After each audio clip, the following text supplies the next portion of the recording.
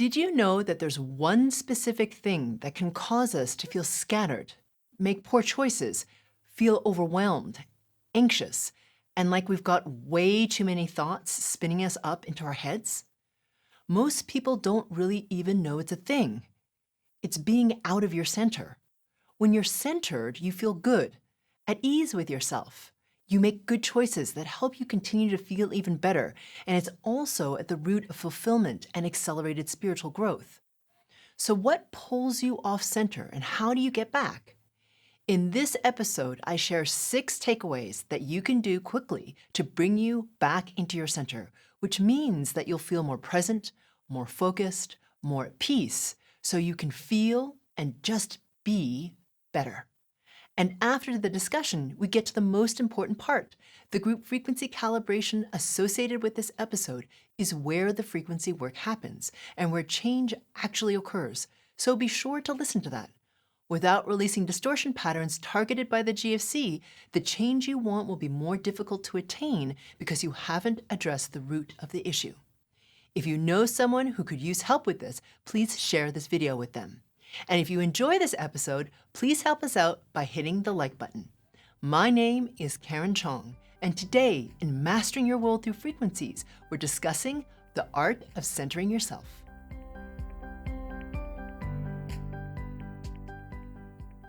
Okay, centering. What exactly are we centering? I mean, when you use that word, I can think of all these different things. Okay, I'm centering my head onto the focus of whatever it is I'm focused on. Yeah. I'm centering my body in the middle of the room. Yeah. You know, what do you actually mean? What am I centering? Yeah. So I think a lot of people feel scattered and they feel like they're up in their heads and they're spinning around in their thoughts and they're not very present, or they feel very distracted, or they can't get whatever they want done. And it's like they're chasing time. You know, it just can feel like not like centered in yourself. So when I say centering, I mean centering your beingness. Okay, so when we feel centered, generally speaking, we feel like, and we feel harmonious and relaxed. Yeah, and relaxed. Yeah. We don't feel like we're caught up in this chaos. Exactly. Yeah. And you're in your own rhythm and you're at ease within yourself. To me, that's what it feels like when you're centered. It just feels good. Yeah. You know, there's no efforting, really. Yeah, because I guess what I was going to say, what does it feel like when you're not centered? Right? Yeah. So when you're not centered, to me, what it feels like is pretty terrible, actually. You know what I mean? It feels like you're being pulled in all directions. It can feel like you've got too much to do on your to-do list and you can't get it all done, and there's no way you're going to get it all done. It can feel like you're overwhelmed. You know, it can feel like you're feeling stressed out, or like other people's negativity is just like heavy around you. Like all that. You're not sleeping. Yes. Yeah. Yeah. You're not breathing properly. Yeah. You're worried about what's going to happen tomorrow, what you're saying to your boss, what someone else said. Yeah. All of these examples, and there are many, many, many, many more, are all examples of what it's like when you're not in your center. And the opposite of that is, like we just said, is everything feels harmonious. You feel like you've got more time. Yeah. You're breathing easier. You're sleeping better. Yeah. You're enjoying eating. Yeah. You're choosing good food to eat as well, right? Exactly. So you're making more conscious choices. And the choices that you're making because you're centered in yourself and you feel good in yourself helps you, oddly, to continue to feel even better because in your place that feels good. So as a result, you're making choices that help you stay in that state or to improve. When you're not in your center, you tend to make poor choices. You tend to make rushed choices, or choices that are just convenient but not necessarily good for you. Yeah. You tend to get overwhelmed by the choices presented to you. You know, you're just like, oh my God, there's too much. I can't. I'm overwhelmed. Yeah. You know, and then you can slip into like victimhood and martyrdom. Yeah. All it them feels kind terrible. Of horrible kind of patterns that we have. All right. So what would you suggest then? Say I am that person. Right now, at this moment, I'm watching this podcast and I'm feeling all them things like the whole world's against me. It's a conspiracy against me. I'm doing everything by myself. I can't sleep. I can't eat. I'm anxious. I'm worrying all the time. What can I do? Yeah. So it's really important to return to center. Now, it's easy for me to say that, and you're like, okay, well, if I could do that, I wouldn't be watching this podcast. Exactly. I'd be doing it right now. Just give me the steps. Yeah. Okay. So the reason it's really important, I just want to highlight this before I give you the steps. The reason it's important to come into your center is because you're entering what I call the 0 point. Now, this is a more advanced topic. So if you really want to understand how to align yourself with life, how to align yourself with the best choices for yourself, how to align yourself with a future you that feels really good, is empowered, and feels like vibrant, Yeah. I would recommend watching episode 151, which is called Centering into the Zero. Watch that. It's actually a longer episode. It's very technical, but you will understand why. Yeah. Okay? Okay. So that's for you if you're like, I really want to know. Now, for the rest of you who are like, just tell me how to freaking do it. Yeah. All right. So the first thing is the point of centering or coming into center, to me, okay, there are a whole bunch of definitions of what coming into center is. Yeah. To me, coming into your center means to be present in this moment, centered in your body. Okay. Okay? So it's a physical thing. Yes, it's a physical thing and it's a time thing. Right. I actually don't think you can be centered in your body and have your mind be elsewhere. No. I don't think Well, that's possible. You're either worrying about the past or you're worrying about the future that hasn't happened yet, right? Yeah. And when you're centered, you're only just now Exactly. in this moment. Exactly. So that's what I mean by being centered. Okay. Okay. So the first thing that you can do, and people, it's funny, because it's such a physical thing, they don't think of these simple tools. Yeah. Okay. So if you are like heavy, hardcore, like spinning out, Yeah. right, and you don't feel good, to me, the first thing I'll do personally is move. And for me, it has to do with like harder movement. Okay. So meaning like more intense movement, like really like running up and down the stairs. Or something that gets you puffed. Yeah, exactly. Or like doing like a push-up really slow. So like a 10 count push-up all the way down. Hold it at the bottom for 5 counts and push up really slow. So it's a lot of muscular exertion. Yeah. Because when you're I don't know if you've ever noticed this, but if you're doing a really intense workout, you're not really thinking about what you're going to be doing tomorrow or what you're eating for lunch. You're thinking, I need to make it to my next breath. Yeah. Or I'm about to throw up. Or whatever it is. So for some of you, that movement, that hard movement, is really necessary for you to stop that tailspin in the mind. So, and if you're feeling anxious, if you're working out hard, it's interesting. You'll find yourself that you're not that anxious because all you're thinking about is, you're not thinking, really, you're just in the body. Yeah. And that's what centering is, being present in the body in this moment in time. Yeah. So the other thing is, some people don't need that, and they don't like that kind of physical exertion. So my next tip for you would be breath. Yeah. So for some people, they're like, I'm not going to start like cruising up and down my stairs. It's like not what I'm going to do. So for some people, if that's not you, because now this is a suggested list, right? So you're gonna, what I would suggest is like a menu, like pick the things that work for you. So for breath, it's not just like, okay, I'm breathing, that's nice. It's actually to direct your breath. Yeah. Right? So you're like, okay, I'm going to try like 5 count in. So inhale, 1, 2, 3, 4, 5. Hold, 1, 2, 3, 4, 5. Exhale, 1, 5 count. Hold out, whatever. Notice what's hard for your breath, what's not hard for your breath, where you have to like work a little bit. So you have to stay present. That type of thing, it can be really helpful. It's like intentional breath work. They have a whole thing of that in yoga practice called pranayama. And Yes. There's all different types Oh, totally. that help. The whole point is to help the person become present in the body. Yes. And, detach from that monkey mind. Yes. So, yeah, I personally love breath work for I do that too. reason. I think it's great. And there are a number of practitioners who do breath work. So if you want something that you can kind of fall into, meaning like someone else is holding the container for you, they're telling you what to do. Yes. I do suggest there's tons of breathwork practitioners out there. Find somebody that resonates with you and have them help you. Yeah. Okay, so we've got that. The physical, intense physical exercise is one offering. Breath work is another. Yeah. What else helps us to center? Like we're having a moment. Yeah. What can I do immediately that'll stop this mind doing its crazy business and me moving my energy there and there and there? Yeah. How can I just go Or here, right in your head. So another thing that can help is to place your hand on your body, which is something you can do in the middle of a meeting. I mean, you're not going to start doing breath work in the middle of a meeting. You could, but you'd have to be very quiet about it. But my point is like, sometimes there's a very powerful thing that happens when we place our hands on the body, and to really be aware of the hand on the body. So it's sort of like, and you can sit in a meeting doing this. I mean, it doesn't look weird. No. You've got your hand on your forearm. But to be aware of the heat of the hand, to be aware of the hand sinking into the flesh, to really be present with the tactileness of the hand. Because the thing is, a lot of us will spin up into our minds. We'll Yeah. get distracted. We don't feel very good. We're in the worry of the future, as you said, or regret of the past. And now it's like, I wish I'd done this and that and the other thing, and I wish I would do this. And we're all up here. But sometimes if you can combine the touch with breath. So let's imagine it's not on your arm, but like you just put your hand here, for example, in your solar plexus, for those of you who are listening. Then you can imagine your breath starting to rise and fall underneath your hand. Yeah. Right? And still in a meeting, you've just got your hand on your solar plexus. Yeah. Right? And no one's really noticing it because they're talking.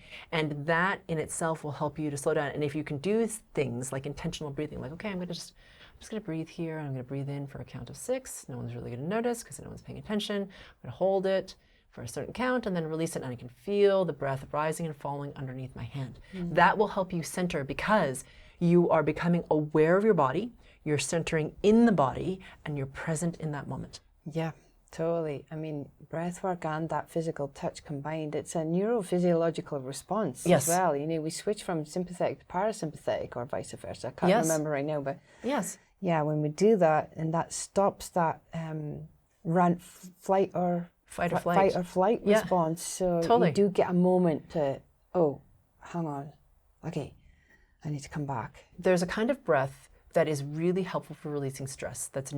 They've proven that will take you out of the stress response. And you can Google it if you want to. But I believe it's nose, mouth.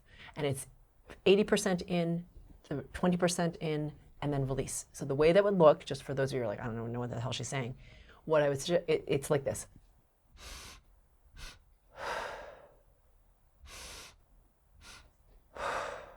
That's the breath.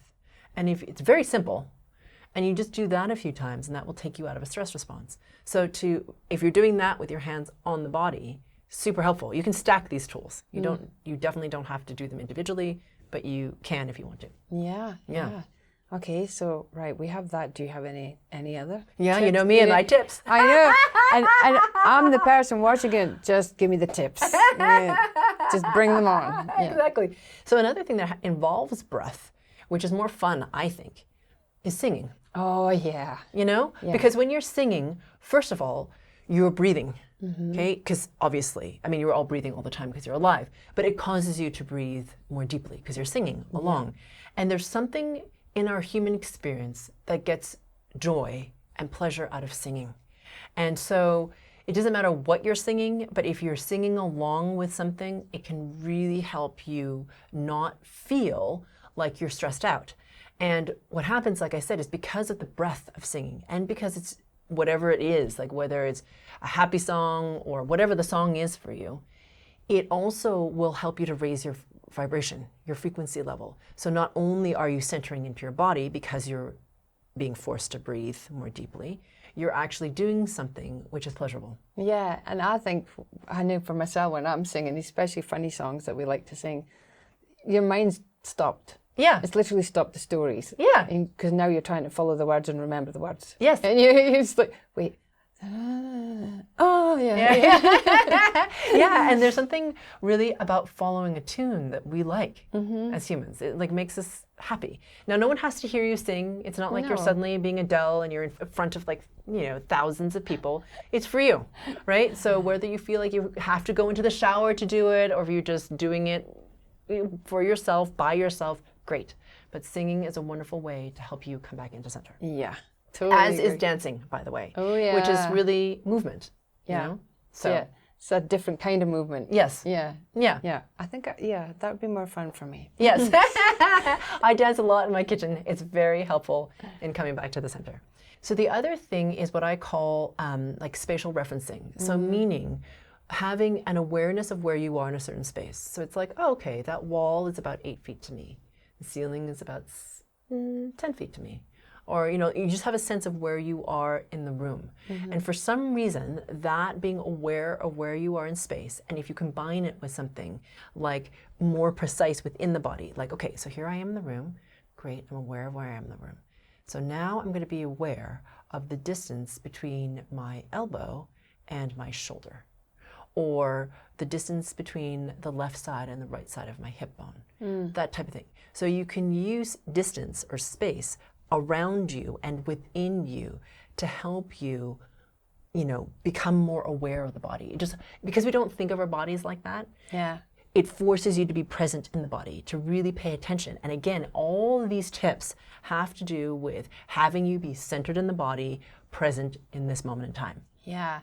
And I would also suggest, just from my own experience and my husband and my kids, the resistance to this can be really strong because the mind is so attached to, having this story that you need to worry about for the future, or a story that you need to worry about the past, that some of these tips literally break the resistance, the high intensity physical work. That's why I think my husband loves it, because it literally breaks the resistance. Yes.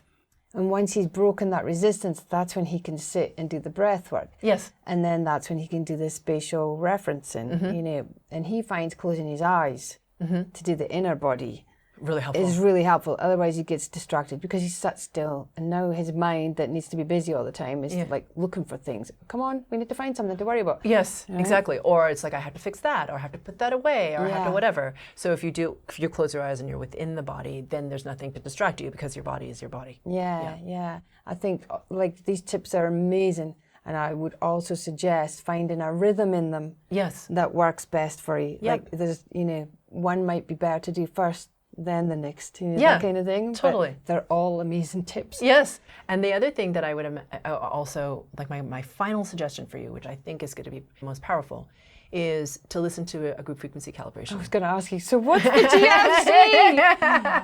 So GFC, or group frequency calibration, I'm always pulling you into center. So you start to feel better. That's why people feel better, and they feel relaxed, and they feel like they can, they're almost like a little bit sleepy, and they kind of feel like the heaviness in their bodies more, or something like this. Like when you fall asleep and your body feels a little bit heavy to you in a good way. So that is what is happening when I'm pulling you into your center. And for some people, what they'll do is they'll go for a walk, or they'll work out listening to GFC, because it's like a double whammy. Yeah.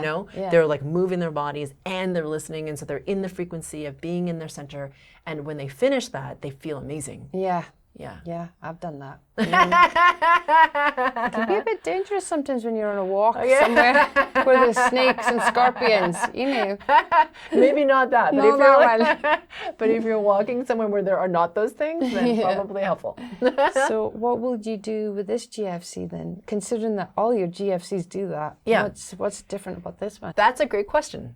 So for those of you who would like to break through your resistance, who would like to come into your center so that you can have more ease and inner peace and make better choices for yourself, then I'd highly recommend listening to the GFC meditation associated with this episode.